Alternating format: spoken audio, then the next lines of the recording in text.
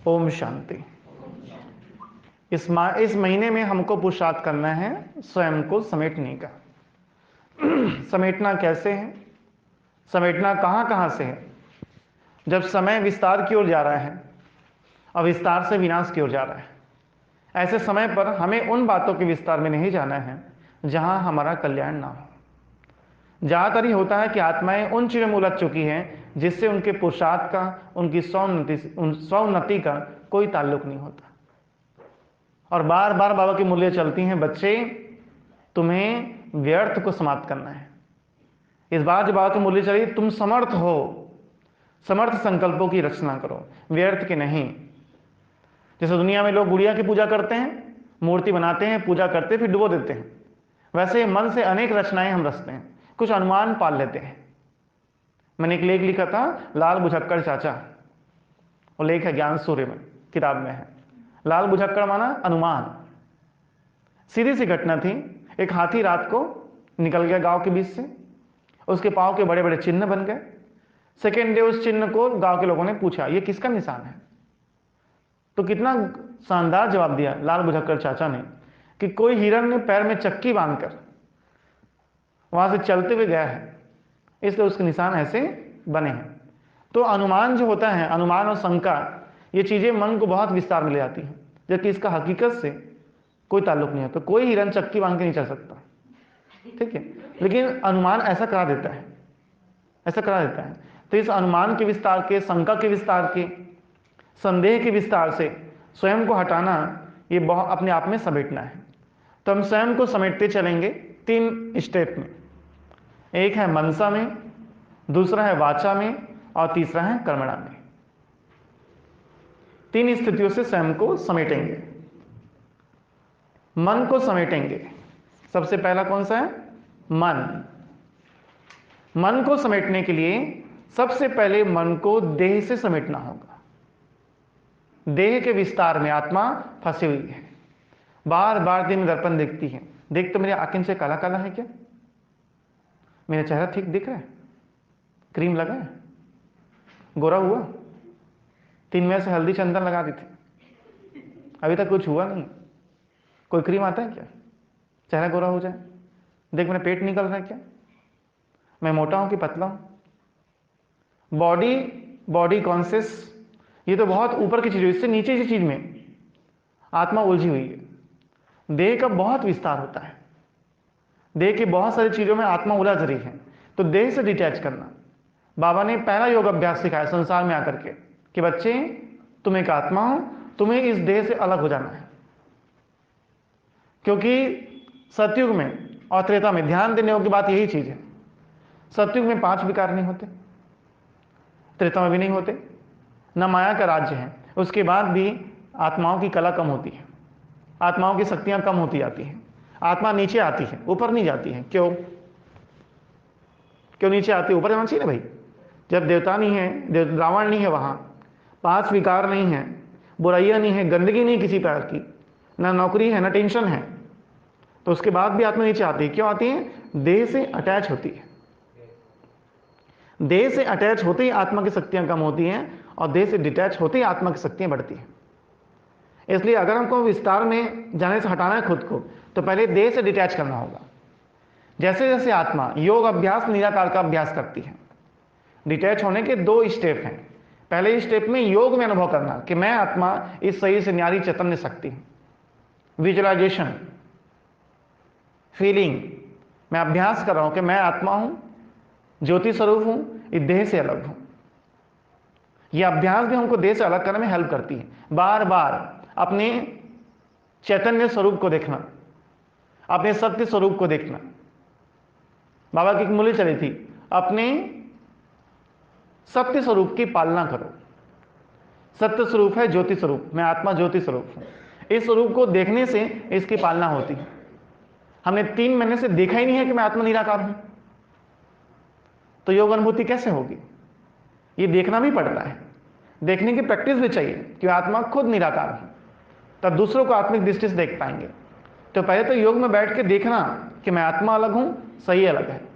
मैं आत्मा निराकार रूप में इस शरीर के चक्कर लगा रही हूं, अंदर अंदर, ब्रेन से लेकर पैर के अंगूठे तक, चक्कर लगा रही हूं।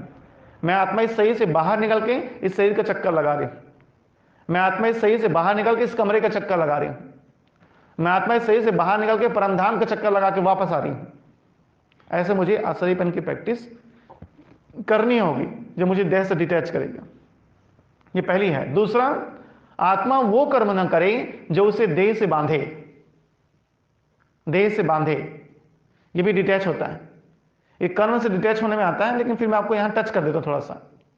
जैसे आत्मा विकार के संकल्प चाहती है। विकार आत्मिक नहीं होते, विकार शारीरिक होते हैं, आत्मिक नहीं होते।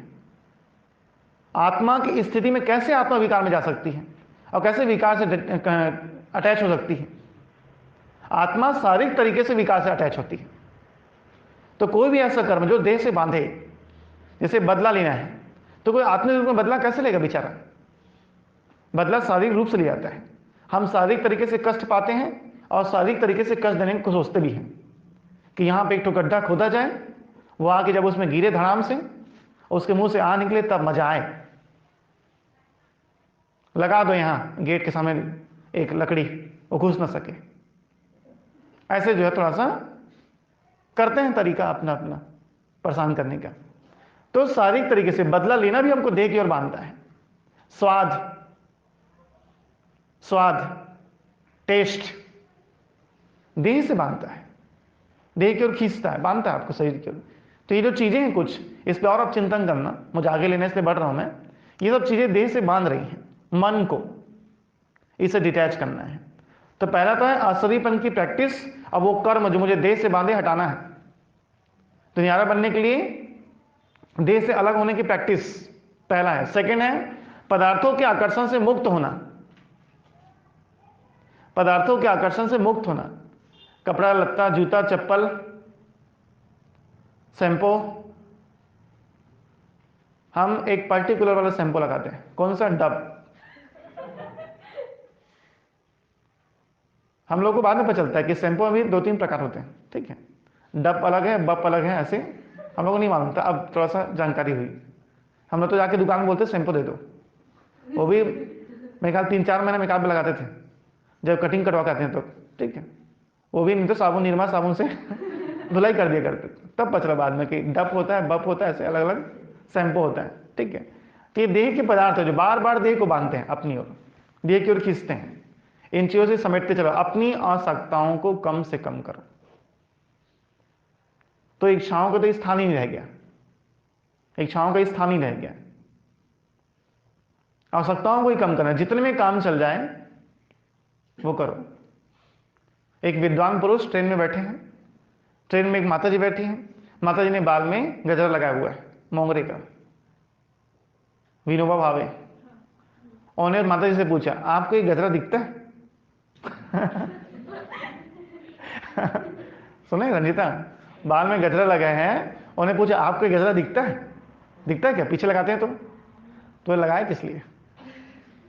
जब आपको ही नहीं दिखता, ठीक है, तो लगाया किस लिए? यह इच्छाएं, जिसका कई बार हमारे जीवन से कोई खास ताल्लुक नहीं होता, लेकिन फिर भी हम लपेटते हैं उन चीज़ों को। अपनी आवश्यकताओं को हम धीरे धीरे बढ़ाते चले जाते हैं और चीज़ें हमको परेशान करती हैं। एक तो इकट्ठा करो, तो उसका कहीं कोई ले ना जाए, कोई ले मत ले, कोई लूट मत ले, कोई मांग मत ले, छुपा दो जल्दी से, वो आ रहा है, ठीक है। छोटे बच्चे होते हैं ना, अब टिफिन छुपा देते हैं हम लोग, कहीं देख मत ले, लूट मत ले, असर के कोई लेता नहीं, फिर भी उनको लगता है ऐसे। तो ऐसे ही पदार्थों का आकर्षण, ये चीजें हमको संसार की ओर खींचती हैं। हमारी आवश्यकता से ज्यादा होने के बाद भी हम संसार की ओर बंधे रहते हैं। अभी तो बनाया था सुंदर सा मकान, फिर दूसरे मकान को देखते हैं, क्या मकान है, क्या मकान है। इस मकान का ही विनाश हो जाएगा जिस मकान में आप बैठे हो, शरीर की बात कर रहा हूं, ठीक है। तो उस मकान की तो बात ही नहीं है, फिर भी बुद्धि जाती है। अपने मन को वहीं करेक्ट करो, आदत को बढ़ाओ नहीं। जब भी मन ऐसा संकल्प करें, उसको समझाओ, उससे बात करो। इन चीजों में तुम्हारे लिए कुछ नहीं रखा है, तुम्हारी आवश्यकता की हर एक चीज तुम्हारे पास आएगी, इसमें ना उलझो। तो पदार्थों के आकर्षण से स्वयं को डिटैच करना, यह भी अपने आप को समेटना है। तीसरा है सांसारिक शौक। सांसारिक शौक सबसे पहला नंबर उसमें किसमें आता है? मोबाइल का। इसके पास कौन सा फोन है? स्मार्टफोन है। अब तो खैर सबके पास है। इसके पास आईफोन है, मेरे पास जाई फोन है, ठीक है। मेरे फोन का कैमरा इतने पिक्सल का है, इसके फोन का कैमरा इतने पिक्सल का, ये वाला अच्छा है। संसारिक शौक, टू मच घूमना फिरना, बहुत ज्यादा उलझना, ये चीजें भी आत्मा को देह के विस्तार, संसार के विस्तार की ओर लेके जाती हैं। इन शौक को थोड़ा सा कम करना होता है। दैहिक शौक आत्मा को बांध रही है संसार से। मुझे कोई इंटरेस्ट नहीं है ना किसी की निंदा सुनने में, ना किसी की निंदा करने में, ना किन्हीं बातों में उलझने में। को मुझे आके कहे क्या हो ना 31 मनाए, बीच चौक में 2-2 बॉटल लाकर एक एक पैक मारे और केक काटा जाए, ऐसे हम नया साल मनाएं। कुछ रखा है इसमें? लेकिन लोग जाते हैं। आजकल तो नया फैशन निकला, पता है, एकदम से नया साल मनाने के लिए चंदा। सुने हो? सुनना ध्यान से। कॉलोनी, बड़ी बड़ी कॉलोनी में आजकल चंदा मांगते हैं 31 मनाने के लिए चंदा। और चंदे क्या करेंगे? केक, बियर और कुछ कुछ और भी टॉनिक लेकर के आएंगे और जमा करके पिएंगे, उसको चंदा आप दोगे, ठीक है। हाँ, माता जी ने कहा, मैं तो बोल दी मनाते तुम लोग, पैसा हमसे क्यों मांगते हो? माता जी सीधा बोल दिया, मनाते तुम लोग हो तो पैसा हमसे क्यों मांगते हो? तुम लोग मनाओ तो तुम लोग इकट्ठा करो, हमसे तो चंदा मांग रहे हो। लेकिन मांगते हैं लोग जो है। पहले केवल एक ही चंदा होता था आपका, इसका नवरात्रि बस का। अब हर चीज का चंदा होता है। होली का चंदा, 31 का चंदा, जन्माष्टमी का चंदा, ये सब जो है, ये सब चीजें संसारिक शौक हैं जिसे व्यक्ति संसार में उलझता जाता है।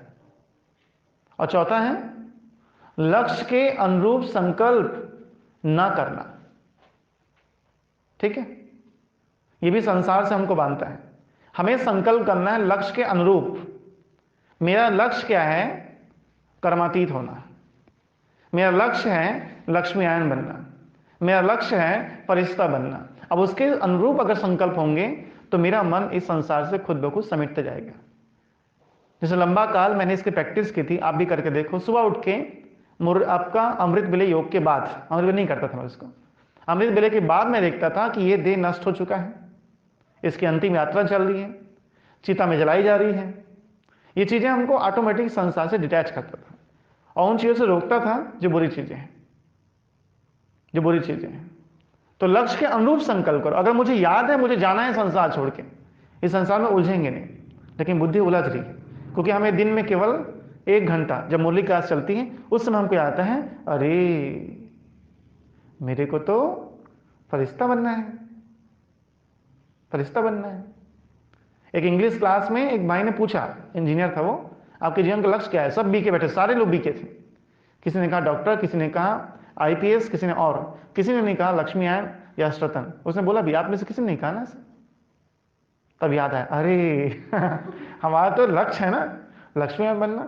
वो तो है, उसका फिर हम लोग बोलते हैं एक नया सेंटेंस, क्या बोलते हैं? वो तो है ही, लेकिन संसार के लिए कुछ करना पड़ता है। लेकिन याद कहाँ था? बात करने और नहीं करने की नहीं है, आप डॉक्टर बनो, लेकिन डॉक्टर बनना आपका लक्ष्य नहीं है, वो तो साइड रोल है जो आपको मिल ही जाएगा। अगर मेहनत कर रहे हो आप अच्छे से, क्यों नहीं मिलेगा? गवर्नमेंट जॉब चाहते हो, क्यों नहीं मिलेगा? जरूर मिलेगा। मेहनत करो, हार्ड वर्क कर रहे हो, जरूर मिलेगा आपको। लेकिन लक्ष्य हमारा गवर्नमेंट जॉब पाना नहीं है, लक्ष्य तो फरिश्ता बनना है। ये कहानी है मनुष्य से फरिश्ता बनने की, जीवन को पलटाने अद्भुत घटना, भाग 1 फर्स्ट पेज। बाने का बहुत सुंदर वो लाइन लिखी हुई कहानी है मनुष्य से फरिश्ता बनने की। तो संकल्प के, लक्ष्य के अनुरूप संकल्प करने से आत्मा अपने मन से इस संसार से डिटैच होती है। तो यह है मन को समेटने के लगभग 4 स्टेप। दूसरा है वाचा से समेटना। वाचा से समेटना, वाचा से समेटने के लिए 2 बातें हैं। एक है मौन की प्रैक्टिस। मौन की प्रैक्टिस बाबा की मूल्य चली है, टॉकी से मूवी और मूवी से साइलेंस। पहले मुख का मौन तो चाहिए, अभी नया नया ज्ञान युक्त बात करते ना, हम तो मन का मौन रखते हैं, मुख का नहीं रखते। ऐसे न ठगो, ऐसे खुद को धोखा ना दो। मुख का मौन भी चाहिए, कुछ समय निकाल करके मुख का मौन भी रखना होता है। ऐसे अपने आप को धोखा देते हैं। कुछ दिन का मौन, कुछ समय का मौन, कुछ घंटे का मौन, कुछ मिनटों का मौन, रखो तो थोड़ा सा, शक्तियां तो बचे। कंटिन्यूसली बोले जा रहे हैं, बोले जा रहे हैं, बोले जा रहे हैं, बहुत शक्तियां नष्ट होती है। इसलिए अच्छे जो वक्ता होते हैं ना, भगवान ने भी कई कितने अपने रुपेश भाई, शक्ति भाई काफी दिन का मौन रखते हैं। जनवरी मास में खास रखते हैं क्योंकि लगातार क्लास करानी है, स्पीच देना है, तो चिंतन लिखने का यही टाइम होता है। इस समय हम लोग क्लासेस लिखते हैं, 12-15 क्लासेस लिख लिए, वो चलते रहता है। कभी अचानक क्लास लेना है, फिर क्लास कराते हैं उसके ऊपर, तो चिंतन लिखना है। मौन में एक बात का ध्यान रखना है, मौन का मैनेजमेंट चाहिए। बाबा ने मुरली में मौन की परिभाषा बताई है, मौन, मौन से मंथन और मंथन से मगन। मौन का मतलब है मैं संसार से किनारे हूं, मैं संसार से किनारे हूं। सब लोग के साथ बीच में बैठ जाओ, वो कुछ कुछ बोल रहे हैं, आप इशारा कर रहे हो,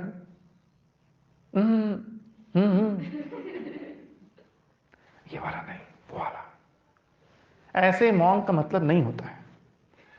मौन मतलब होता है, और आप भी ध्यान रखो, जो मौन उसको परेशान ना करो, ठीक है। मौन उससे आके बात करो और जानबूझ के प्रश्न पूछो, ठीक है। वो मना कर रहे हैं और आप नहीं नहीं बताओ ना, बताओ ना। अरे जीने तो बेचारे को। मौन इसलिए है ताकि वो भगवान के समीप रह सके। उपवास है, मौन व्रत, उपवास बना ऊपर वाले के पास। मौन व्यक्ति संसार से किनारे भगवान के प्यारे बनने के लिए रखता है, तो उलझो नहीं। तो अटेंशन रखना है मौन से मंथन। आप अध्ययन करो, मौन में आपको केवल दो ही काम करना है, अध्ययन और योग, अध्ययन और योग, बस। योग नहीं लग रहा है, अध्ययन करो, अध्ययन हो गया पूरा, योग करो। टॉपिक निकालने का, उसमें जो निकलती बातें उस पर चिंतन करो। चिंतन करते करते, जैसे अव्यक्त मूल्य आप पढ़ रहे हो, हम टाइमली मूल्य सुनाते हैं तो टाइम की बाउंडेशन होती है, खत्म करना है, इसलिए जल्दी पढ़ते हैं। आप पढ़ रहे हो, आपने मुरली पढ़ी, कोई अच्छी पॉइंट मिल गई तो रोको मुरली को वहीं, उस पर कुछ चिंतन करो, उस पर कुछ निकालो, उस पर योग करो। कल बाबा ने मुरली सुनाई थी, शाम की मुरली, होली पे मुरली थी, पूरी मुरली योग था। कैसे पूर्वज आत्माएं वतन में आती हैं, कैसे बाबा उनसे होली खेलते हैं, कैसे फरिश्ता शरीर में 7 अंक के हीरे डालते हैं, ये कल की मुरली थी, अव्यक्त मुरली। तो योग करो इसके ऊपर। तो कोई अच्छा टॉपिक निकले तो पहले चिंतन, बिना चिंतन और मनन के योग में मगन अवस्था नहीं बनती। जिनका जिनका योग नहीं लगता वो चिंतन बढ़ाए, चिंतन लिखे, चिंतन लिखते लिखते आत्मा योग की अनुभूति करेगी। अच्छे अच्छे टॉपिक पे चिंतन लिखो, अव्यक्त मूल्य से पॉइंट निकालो। तो वाणी से अगर हमको डिटैच होना है, संसार से खुद को समेटना है, तो इसमें फर्स्ट स्टेप मौन ही आता है कि हम कम से कम वाचा में आए, अपने आप को समेटें। दादी गुलजार की खास विशेषता थी, कौन सी? मौन, मौन अवतार। सचिन भाई की क्लास में बोलते हैं उनको मौन अवतार बोलते हैं, कम बात करना। ईसु दादी मौनी बाबा, ठीक है, मौन अवतार, वो भी बहुत कम, उन्हें बहुत कम क्लास कराई, लेकिन शक्ति बहुत ज्यादा, शक्ति बहुत ज्यादा। तो पहला है मौन। दूसरा है हिसाब किताब बनाने वाले बोल से डिटैच हों। वाचा को समेटने के लिए ऐसे बोल ना बोले जिससे अगला खाता बन जाए। हिसाब किताब बोलने वाले बोल, हिसाब किताब 3 तरह के बोल से बनते हैं, 3 तरह के बोल से। उसमें पहला है नफरत के बोल, नफरत से भरे शब्दों का प्रयोग करना। सबको पता है कैसे करते हैं, ठीक है, कितना अनुभव, कितने साल के एक्सपीरियंस सर्टिफिकेट है। नफरत से भरे बोल, हम कितने ईर्ष्यावश, घृणावश उनसे, उनके लिए शब्द निकालते हैं मुख से, तकलीफ पहुंचती सामने वाली आत्मा को, लेकिन हम बोल देते हैं, बोल देते हैं उन चीजों को लेकर के। तो नफरत से भरे हुए बोल स्टॉप करो, रोको अपने आप को, क्योंकि वो खाता बन रहा है। आप जिसके लिए बोल रहे हो वो क्या छोड़ देगा आपको? वो भी मौका पाते आपका अपमान करेगा। आज अपनी जगह पे बुलाकर आप, आज आपका दिन है, कल उसका भी दिन आएगा, वही बदला लेगा आपसे। ऐसे बोल का प्रयोग ना करो, अटेंशन रखो। एक नफरत के बोल, एक अपमानित बोल आपके जीवन कहानी बदल सकती। उदाहरण क्या देते हैं? महाभारत। अंधे की औलाद अंधे, द्रौपदी ने कहा था, और ये बात दुर्योधन को इतनी चुभी कि उसने पूरे अपने खानदान की बहू होने के बाद भी उसको बीच सभा में अपमानित किया। वो एक शब्द था। ऐसे हिसाब बनाते हैं। ब्राह्मण कल्चर में भी हमने देखा है कितने सारे लोगों ने अपमानित शब्दों का प्रयोग किया एक दूसरे के लिए, अब वो बड़ा हिसाब किताब बन गया, बड़ा हिसाब किताब बन गया। अटेंशन रखना है कि नफरत के बोल, अपमानित करने वाले बोल खत्म करो, नहीं तो अच्छा लंबा हिसाब बन सकता है, थोड़ा बहुत नहीं, बहुत लंबा। दूसरा है मोह बनाने वाले बोल। मोह बनाने वाले बोल, ऐसे शब्दों का प्रयोग जिससे आत्माएं आपकी ओर आकर्षित हो, भगवान को छोड़ दे। प्यार से बोलना, सम्मान देना अलग चीज है, लेकिन इंटेंसली के लोग विधि पर चलती है कि ये अपने से बांध रहे हैं, अपने से जोड़ रहे हैं, और अपने से जोड़ रहे हो तो इनडायरेक्टली भगवान से तोड़ रहे हैं। हर किसी की याद है, कोई गलती से भी कहे ना आप तो हमारे बाबा, सावधान, मैं बाबा नहीं हूं, बाबा तो एक ही है, ये मेरी मम्मा है। मम्मा का मुंह देखिए, कोई किसी की मम्मा नहीं है, कोई किसी का बाबा नहीं है, एक ही तो मम्मा है और एक ही तो बाबा है। जिनके चरण को छू लेते ना तो कृतार्थ हो जाते हैं। ऐसी हस्ती नहीं हो, और उनकी तुलना तुम कैसे कर सकते हो? किसी ने 2 अच्छी क्लास के करा दी, वो मम्मा और बाबा बन गया? ऐसा नहीं होता है, इस धोखे मत जियो। समान बहुत सारे मिलते हैं, मम्मा और बाबा का समान ना बनाओ, वो समान नहीं है। एको अहम दूजो नास्ति, वो न भूतो न भविष्यति, एक ही है वो, दूसरे नहीं हो सकते, दूसरे नहीं हो सकते। लोग इतना भी नहीं पता कि ब्रह्मा सूक्ष्म में जब शरीर छोड़े तब से वही है, शरीर में नहीं आया कभी, तो दूसरा ब्रह्मा की बात ही नहीं है। मम्मा ज्ञान में उनका कोई पार्ट नहीं है, अभी जो है, भविष्य में चलेगा वो शिव जानते हैं, मुझे कुछ नहीं पता। लेकिन ऐसे किसी इंसान को मम्मा बना देना, किसी बाप बनाना गलत है, बचो इससे। मोह बनाने वाले, खुद से ना जोड़ो। कितना श्राप मिलता है, कितना श्राप मिले, ले दे के तो भटकते मटकते गिरते हपटते, ज्ञान में पहुंची आत्मा, और तुम उठा के अपने से चिपका लो। शिवा बोलते हैं हत्रे, तेरे को मैं कोर्स कराने के लिए बोला था तो नया कोर्स दे दिया, 5 दिन के कोर्स से अलग एक तो कोर्स करा दिया, गड़बड़ हो गया ना। तो मोह बनाने वाले बोल जो आपको क्या करते हैं, संसार से बांधते हैं। और तीसरा है व्यर्थ के बोल। व्यर्थ के बोल भारी करती है आत्मा को, व्यर्थ के बोल भारी करती है आत्मा को, और आत्मा संसार से अटैच हो जाती है, समेटने के बजाय भारी रहेगी आत्मा। तो ये 3 प्रकार के बोल क्या होते हैं? हिसाब बनाने वाले बोल है। हिसाब बनाने बोल के अंदर ये 3 चीजें, नफरत, मोह और व्यर्थ। और लास्ट है कर्मणा। लास्ट है कर्मणा। कर्मणा से संसार से अगर हमको समेटना है, कर्मणा को कर्म से समेटना चाहते हैं, तो सबसे पहली बात ध्यान रखना है, कर्म ऐसे हो जो भगवान को समर्पित करने के लायक हो। कर्म ऐसे हो जो भगवान को समर्पित करने के लायक हो। अटेंशन रखना इस बात पे। मैं कर्म करने के बाद ये कह सकूं कि बाबा ये कर्म मैं आपके ऊपर अर्पित करता हूं, और बाबा कहे वेरी गुड। क्या कहे बाबा?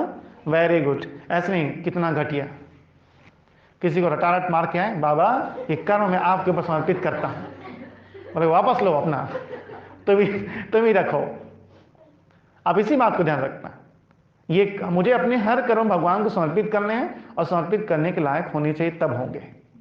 फूल भी बासी नहीं चढ़ते, फूल भी बासी नहीं चढ़ते, गंदे फूल कीड़े लगे हुए नहीं चढ़ाए जाते, तो कीड़ा लगा हुआ कर्म कहां से चढ़ेगा? तो कर्म करते हुए एक बात का ध्यान रखना है, कर्म प्रभु अर्पित करने के लायक हो। दूसरा ध्यान रखना है, कर्म के लिए खाता बनाने वाले ना हो। आप समझ गए इसका मतलब? खाता बनाने वाले ना हो, नए हिसाब किताब ना बना दे, नए हिसाब किताब ना बना दे। अटेंशन रखो। और लास्ट है, समय के हिसाब से मैं खत्म कर देता हूं, अपरिग्रह।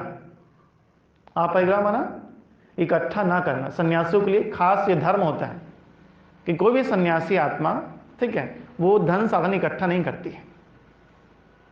आपको इतनी छुट्टी तो है कि आवश्यकता अनुसार आप जमा कर सकते हो, लेकिन टू मच इकट्ठा करना, फिर उसकी केयर में लगे रहना, ये चीजें आपके पास बहुत ज़्यादा, मान लो 6 मकान है आपके, कितना ध्यान देना पड़ेगा?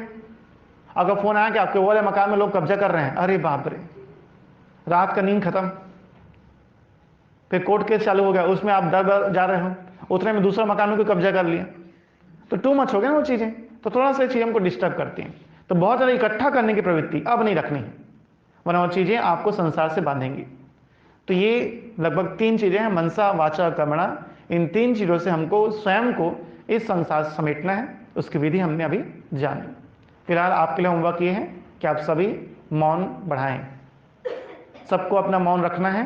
आप जितने घंटे रह सकते हो, ठीक है, कम से कम आधा घंटा तो रखो, इतना तो दया करो खुद पर, आधा घंटे कम से कम मौन रखो, लेकिन मौन रखो, ठीक है। ओम शांति।